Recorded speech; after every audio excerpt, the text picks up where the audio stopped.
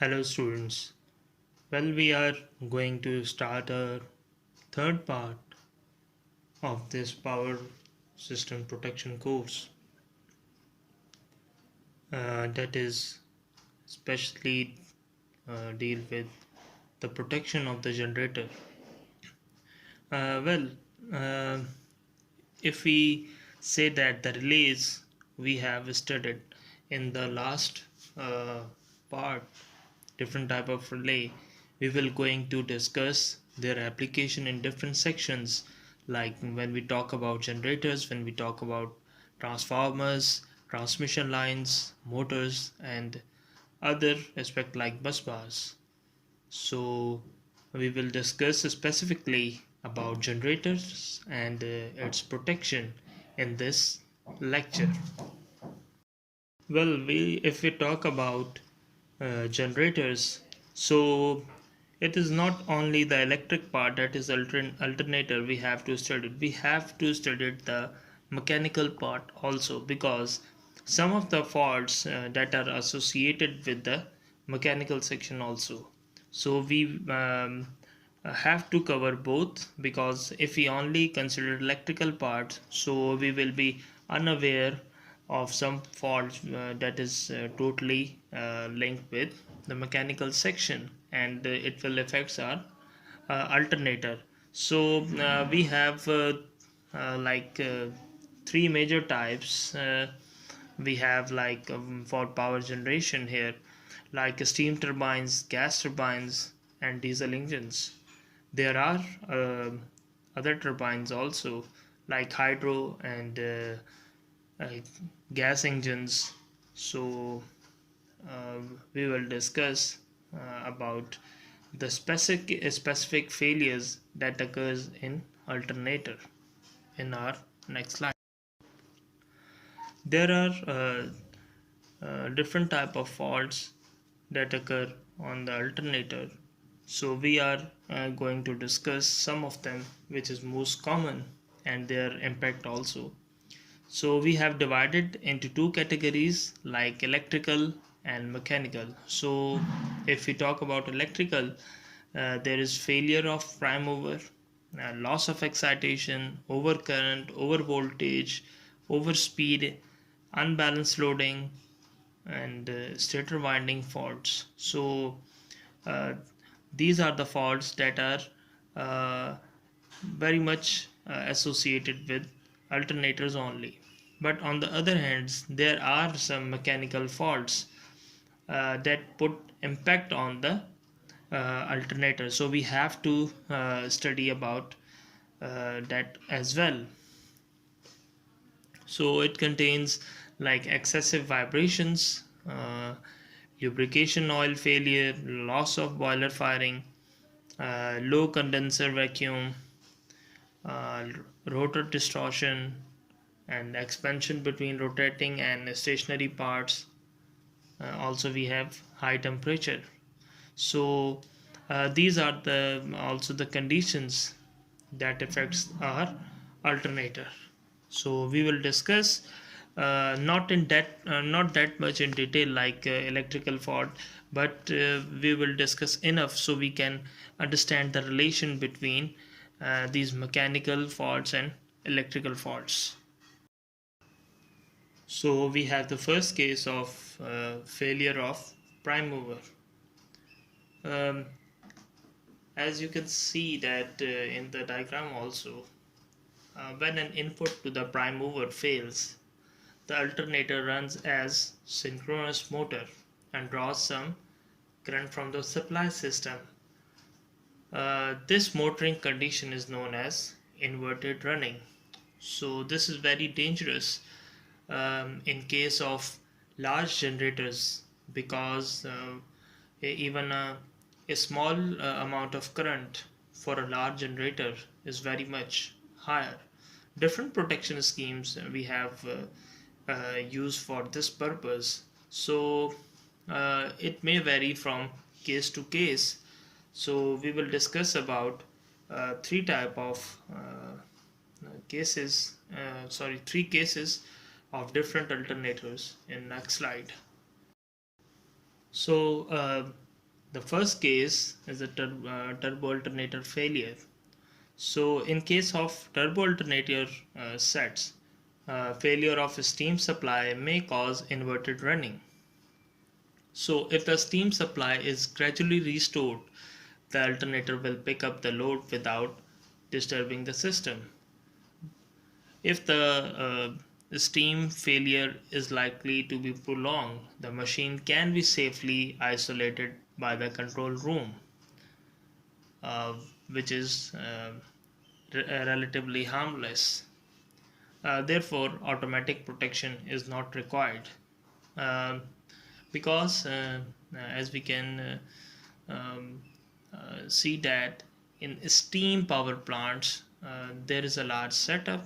So if there is a steam shortage or steam disconnection occurs, so there are other several sensors are there that can provide an alarm that the steam supply uh, is disconnected. So in that case we have to uh, disconnect it. In that case we don't require any um, automatic protection that we mentioned earlier. In the second case, the hydro generator sets protection against inverted running is achieved by providing a mechanical device known as on the same water wheel, because when the water flows drops to an insufficient rate to maintain the electrical outputs, the alternator is disconnected from the system. Therefore, in this case, also electrical protection is not required. In the third case, we have like the diesel engines, or we have like the gas engines driven alternators. When running inverted, draw a considerable amount of power from the supply system, and it is a usual practice to provide protection against um, motoring in order to avoid damage due to possible mechanical seizure. Well, how this is achieved? This is achieved by applying a reverse power relay to the alternator, as we studied in our like directional overcurrent relay, same as the directional power relay, which isolate the later during their on motoring action. It is essential uh, that the reverse power relay have time delay in operation in order to prevent inadvertent tripping during system disturbance caused by the faulty synchronous and phase swinging. Because as we know that if there is a number of generating sets connected on a one single line, so they are sync with each other.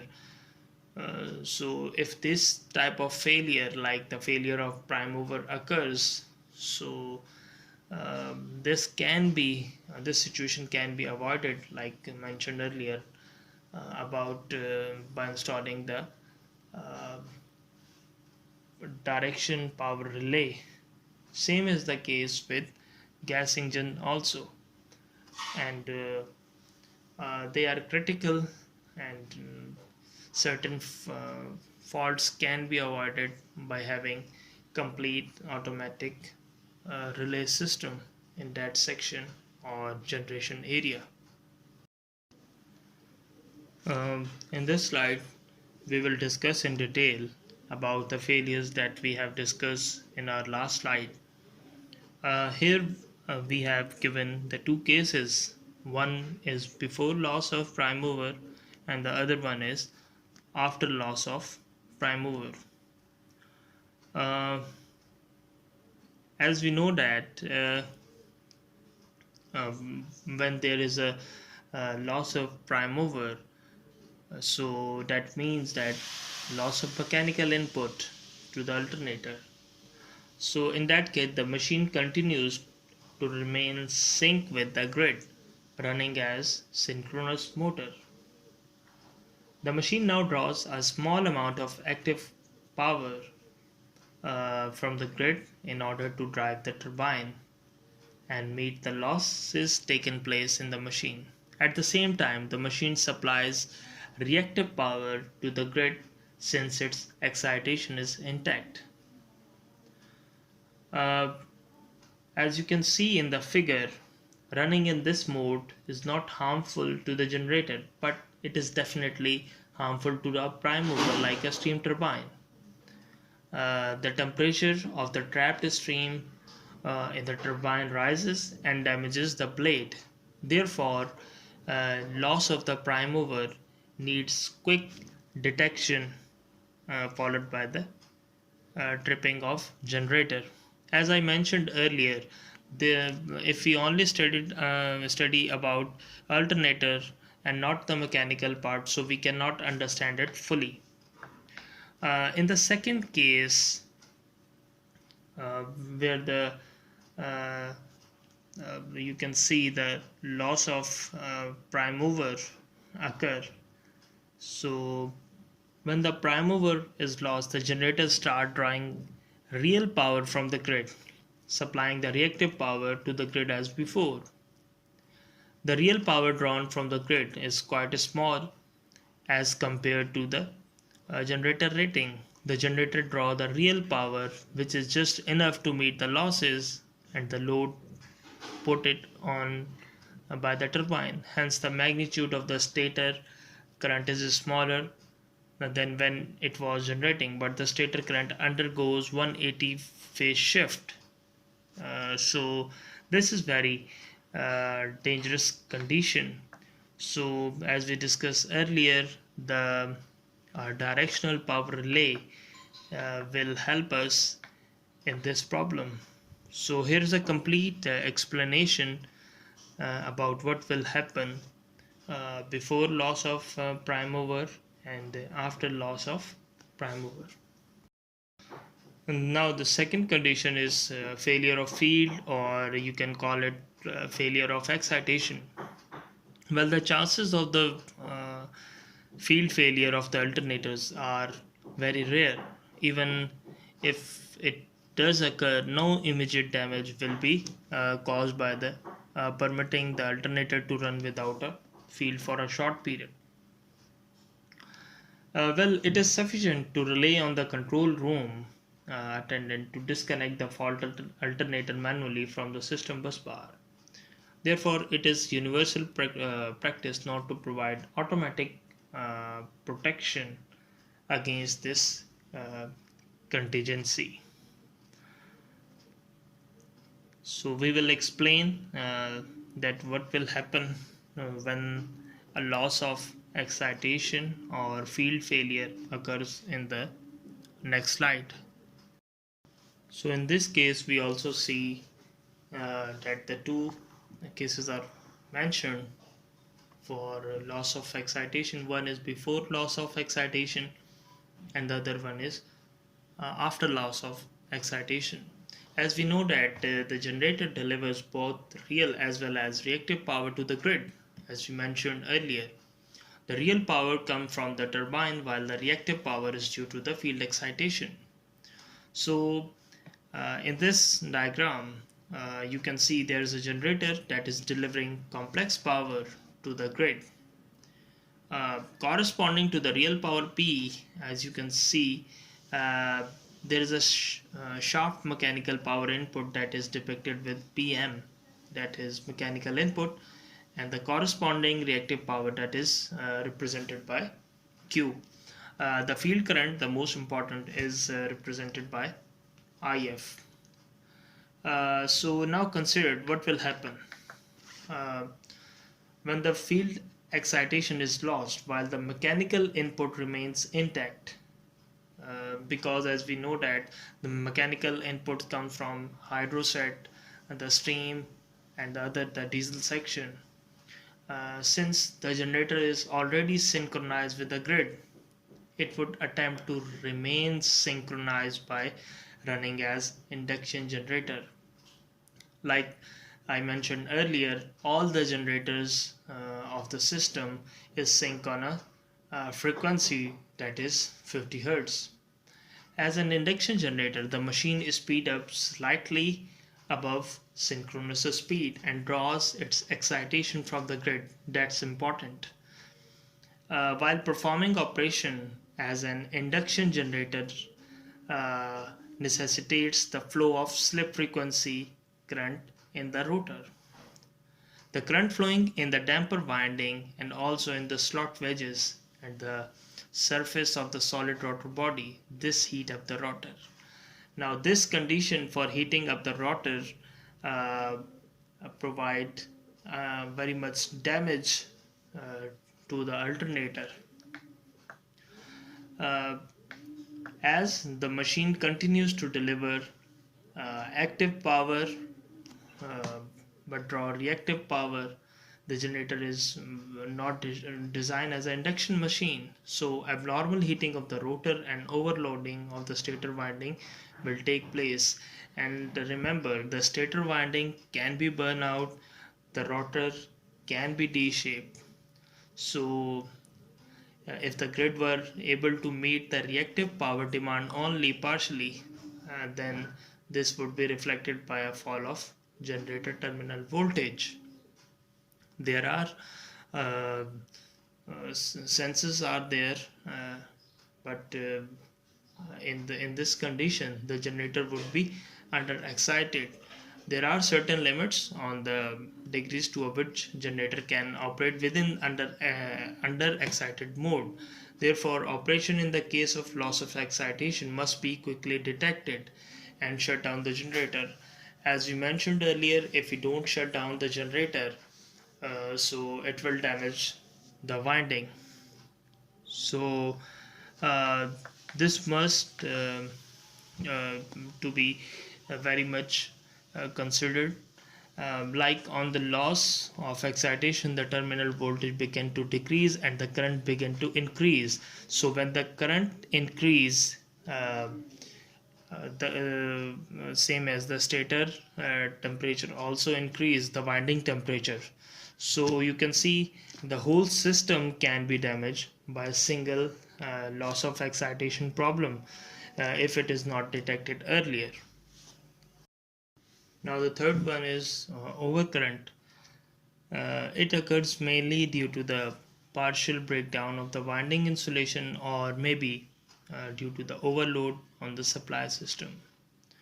There are two reasons we have to understand that, and that is the modern tendency is to design the alternator with very high value of internal impedance so that they will stand a complete short circuit at the terminals for sufficient time without serious overheating.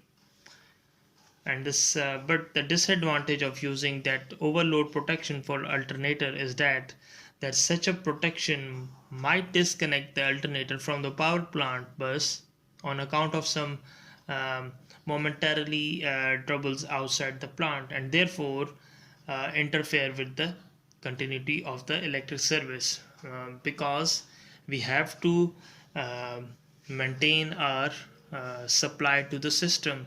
So this is also very important aspect. uh, One more condition we have, the over voltage. Well, the field excitation that we have discussed in detail in our last slide. The field excitation system of the modern alternator is so designed that the over voltage condition at normal running speed cannot occur. However, over voltage in an alternators occurs when the system speed of the prime mover increases due to the sudden loss of the alternator load. So the over voltage can be measured with several uh, instruments we have. Like other systems we have mentioned in our last slides. So here we take two cases, one case for the steam turbine driven alternators and the second one is hydro generators. Well, in case of a steam turbine driven alternator, the control governors are very sensitive to the speed variation. Well, they exercise a continuous check on overspeeding, and also it prevents occurrence of overvoltage on the generating unit. Therefore, the overvoltage protection is not provided on the turbo alternator sets. Same is the case number 2 that we have for hydro generators. The control governors are much less sensitive, and appreciable time may elapse before the rise in the speed due to the loss of load is set. The overvoltage during this time may reach a value which would overstress the stator winding, and insulation breakdown may occur. Well, in this case, the relays are so arranged that when the generator voltage rises above 20% above the normal value, they operate, and they operate in two ways.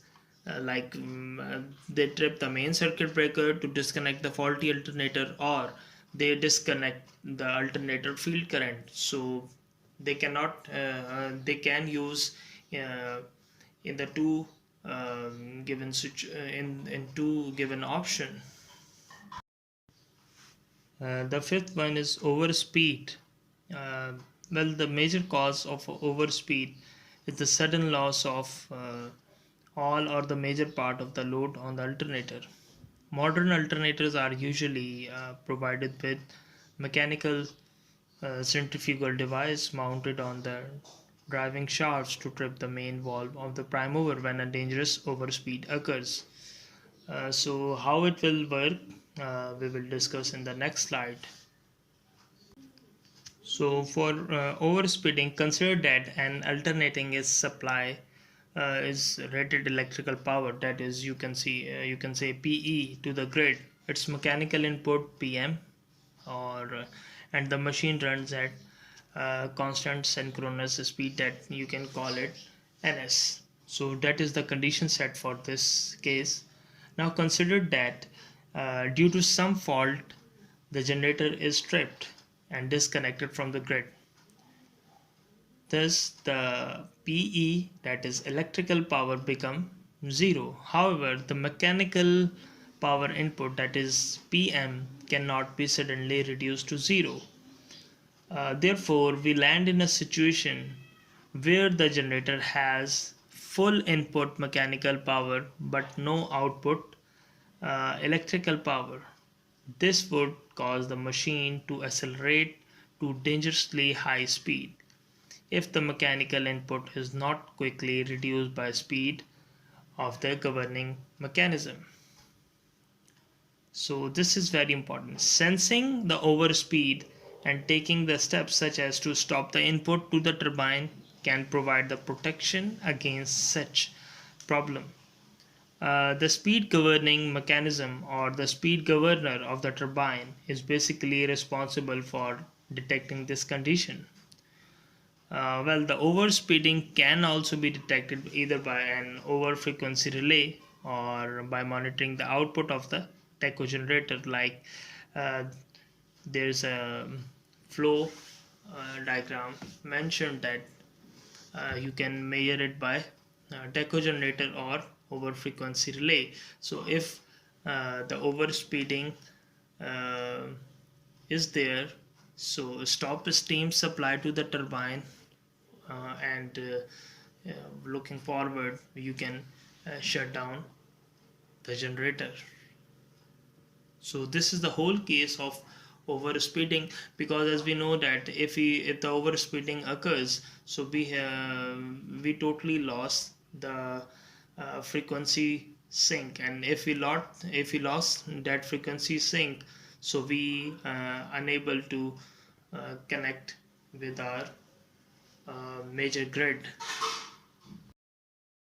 So the next one is unbalanced loading. Well, the unbalanced loading means that there are different phase currents in the alternator. Unbalanced loading arises from the fault to earth or faults between phases on the circuit external to the alternator. The unbalanced currents, if allowed to persist, may either severely burn the mechanical fixing of the rotor core or damage the field winding. So as you can see, um, in the diagram, which shows the arrangement for the protection of alternator against unbalanced loading. The scheme comprised three-line current transformer, one mounted in each phase, having their secondaries connected in parallel. Well, a relay is connected in parallel across the transformer's secondaries. Well, in normal conditions or under normal operation conditions, equal current flow through the different phases. Now, in this case, the equal current doesn't mean that it doesn't have a difference even of a 0.1. The equal current means the value that is nearly acceptable. Uh, so what will happen? The flow through the different phases of the alternator and their algebraic sum is almost zero. Therefore, the sum of the current results flowing in the secondary is also zero, and no current flow through the operating coil. So when there is a unbalance occur, the current induced in the secondary will be different, and the resultant of these current will flow through the relay. So this is the major operation when there is unbalanced loading occurs. Remember, this unbalanced loading put very worse effect on one of the alternator windings, because if you can see that there are three different phases like RYB. So if the yellow phase is very much in stress due to over or unbalanced loading, so it will its winding will burn out if this relay is not present. The next one is stator winding fault. If we talk about a stator winding fault, these faults occur mainly due to the insulation failure of the stator winding. Uh, the main type of the stator winding faults in terms of importance, first we have fault between phase and ground, and the other one is fault between phases, and the third one is interturn fault involving turns of the same phase winding. Well, the stator winding faults are the most dangerous and are likely to cause considerable damage to the expensive machinery. Well, therefore, automatic protection is very much required to clear such faults in the quickest time, because if the time increase, the damage will also increase.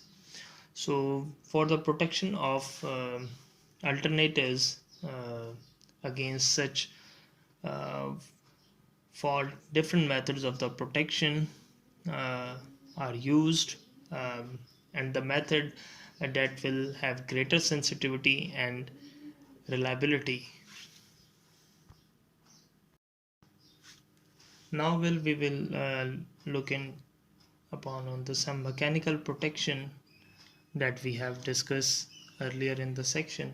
There are several type of protection that is required in the case of mechanical operation of the generator, because they both are uh, very much dependent on each other. Like if we don't have the mechanical part, there will be no alternator, and if there is no alternator, so there is no electricity. So we will discuss some of the conditions and their remedies in the next slide. One of the major problem that is excessive vibration, and the vibration plays an important role. Like vibration detectors are usually mounted on the bearing pedals. The detector consists of uh, a coil mounted on springs between U-shaped permanent magnet. The voltage out from the coil, which is proportional to the degree of vibration, is passed from the coil into the integrating circuits and then into interval indicating instrument. Same is the case, we have the vibration sensors that is present to measure the vibration. So if there is some anomaly, the vibration sensor shows that the excessive vibration, which is definitely uh, very much above a predetermined value, the sensor will uh, uh, the sensor will at some time it will provide an alarm about excessive vibration, because it can damage the rotor, prime mover, the turbine blades, and much more system. The second one is lubrication oil failure. Well, this protection is not considered essential, since the lubrication oil is normally obtained from the same pump as the governor oil, and a failure of the governor oil will automatically make a stop valve to close. Uh, in case of lubrication oil failure, so there will be uh, very much heat is developed in the engine section, or in case of turbine. So there are several sensors present there for their protection. In case of steam turbines, like we have boilers in that, so there are two methods available for detecting the loss of boiler firing. In the first method, the normally open contacts are provided with the fan motors, which may trip the generator if more than two motors fail. The second method uses a boiler pressure contacts, which unload the generator if the boiler pressure falls below approximately 90%. So if the boiler fails, there will be no steam, and if there will no steam, no prime mover will move, and ultimately our alternator will also not move. The other problem is like low condenser vacuum. This protection usually in the form of a regulator, which compares the vacuum against atmospheric pressure. It is normally fitted to the generator set above 30 megawatts. Well, the modern practice is for the regulator to unload the set via secondary governor until normal vacuum conditions are restored.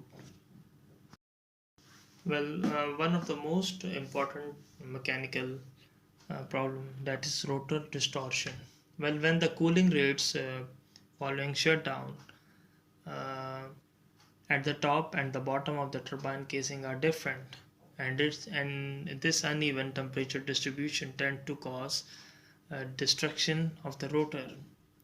Well, to minimize the disruption, it is common practice to turn the rotor at low speed during the cooling down period.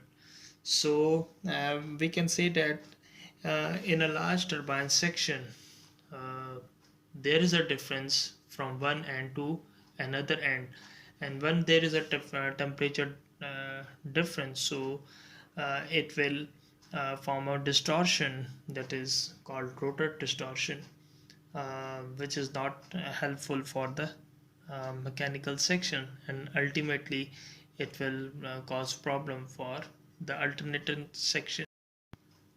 Like we discussed in the last slide about rotor distortion, same as it is expansion between rotating and stationary part. Well, during the running up period, the rate of heating of the rotor differs from the that of case during the difference in the mass. As a result, the rotor expands at different rate uh, to the casing, and it is necessary to overcome this unequal expansion. Well, due to the different temperature gradient, the rotating part will expand due to the extreme heat, so we have to take care about it. Well, in this the seventh one is overheating. um, Overheating can be caused by overloading, and overloading can cause the overheating in the stator winding of the generator. Not only overloading failure of the cooling system and insulation failure of the stator lamination also cause overheating of the stator winding. So uh, in a complete sense, if we see that the overheating is damage for the mechanical is damaging for the mechanical part also, same as for the alternator also, because in alternator we have bearings, we have windings. So if there is a problem of overheating occurs, like there is mentioned about a stator winding, so it will be very much difficult and cause excessive damage to our alternator winding. So we have to protect it. Different relays, sensors are used that will identify about the problem. Well, that's all from the generator protection part 1. In next part, we will discuss some important things related to the its protection strategies for generator. Thank you.